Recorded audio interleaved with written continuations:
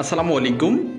Bangladesh national building code, যেটাকে সংক্ষেপে BNBC বলা হয়, আমাদের দেশে যে ইলেকট্রিক্যালের কাজগুলো হয়, এই কাজগুলো সঠিক নিয়মে করতে হলে অবশ্যই আপনাকে এই বিএনবিসি এর গাইডলাইন ফলো করতে হবে।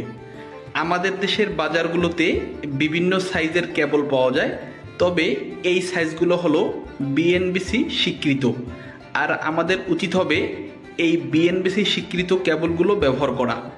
আরেকটি বিষয় হলো, আমরা কেবলের সাইজ RM, RE, SM কিংবা এসিতে প্রকাশ করি। আসলে কেবলের RM, RE এগুলো দ্বারা কেবলের গঠনকে বোঝানো হয়। কেবলটির গঠন রাউন্ড না কেবলটির গঠন সেক্টর টাইপ। কেবলের সাইজ প্রকাশ করা হয় mm স্কোয়ারে।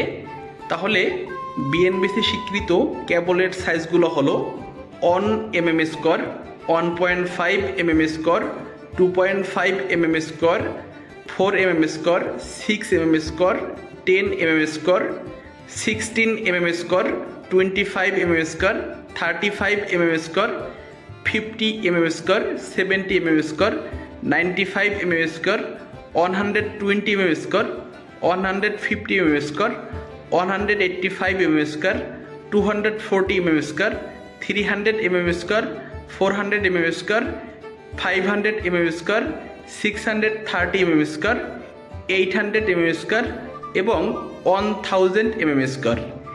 বিএনবিসি স্বীকৃত সর্বোচ্চ কেবলের সাইজ হলো 1000 mm স্কোয়ার এবং সর্বনিম্ন কেবলের সাইজ হলো 1 mm স্কোয়ার। তবে সম্মানিত ভিউয়ার্স, আমাদের বাসাবাড়ির ক্ষেত্রে আমরা যে লাইটিং লোড ও পাওয়ার লোড ব্যবহার করে থাকি, লাইটিং লোডের ক্ষেত্রে মিনিমাম 1.5 mm স্কোয়ারের কেবল ব্যবহার করতে হবে, আর পাওয়ার লোডের ক্ষেত্রে মিনিমাম 2.5 mm স্কোয়ার কেবল ব্যবহার করতে হবে। তবে ইন্ডাস্ট্রিয়াল সেক্টরের বড় বড় লোডের ক্ষেত্রে বা বড় বড় মোটরের ক্ষেত্রে লোড ক্যালকুলেশন করে এম্পিয়ার বের করে মোট এম্পিয়ারের সাথে সেফটি ফ্যাক্টর ধরে আপনি কেবল সাইজ নির্ধারণ করবেন। আমরা এই সাইজগুলো ছাড়াও আমরা বাজারে বিভিন্ন সাইজের কেবল পেয়ে থাকি। 1.2 mm square, 1.3 mm square, 3 mm square, 3.5 mm square, 7 mm square, 9.5 mm square. এই কেবলগুলো বিএনবিসি স্বীকৃত না। সম্মানিত ভিউয়ার্স, ভিডিওটি কেমন লাগলো কমেন্ট অবশ্যই জানাবেন।